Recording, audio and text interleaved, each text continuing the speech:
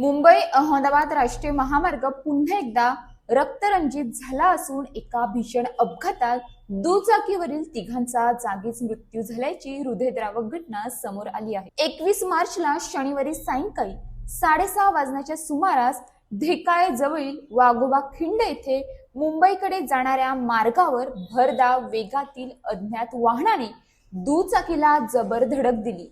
या धडकेची तीव्रता इतकी भयानक होती की दुचाकीवरील 2 पुरुष आणि 1 महिलेचा अक्षरशः चेंदामेंदा झाला। अपघात स्थळावरील दृश्य पाहून उपस्थितांच्या अंगावर शहारे आले। या दुर्घटनेत भरत शंकर माघी, वंदना भरत माघी आणि सूर्या भरत माघी यांचा जागीच मृत्यू झाला। घटनेची माहिती मिळताच महामार्ग पोलीस तत्काळ घटनास्थळी दाखल झाले असून पंचनामा करून पुढील तपास सुरू केला आहे। अपघातानंतर फरार झालेल्या अज्ञात वाहनाचा शोध घेण्यासाठी पोलिसांनी तपासाची चक्रे वेगाने फिरवली आहेत। दरम्यान या अपघातामुळे काही काळ महामार्गावरील वाहतूक विस्कळीत झाली होती। विशेष म्हणजे याच दिवशी सकाळी सातिवली येथे पुलाच्या दुरुस्तीच्या कामादरम्यान 3 वाहनांचा अपघात झाला होता।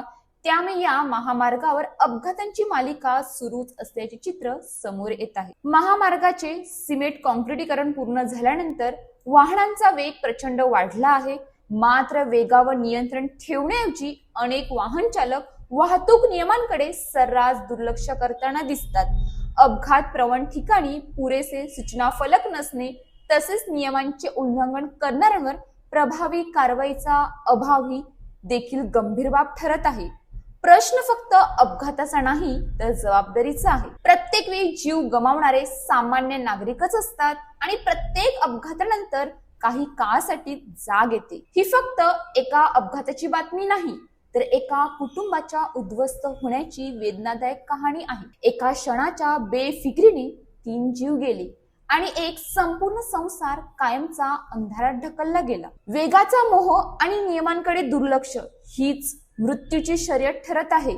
जीव अमूल्य आहे, नियम पाळा, सुरक्षित चालवा आणि कोणाचं घर उद्ध्वस्त होणार नाही याची जबाबदारी स्वतः घ्या। अशाच ताज्या बातम्यांसाठी आमच्या न्यूज पोलीस रिपोर्टर चॅनलला लगेच सबस्क्राईब करा आणि बेल आयकॉन दाबायला विसरू नका।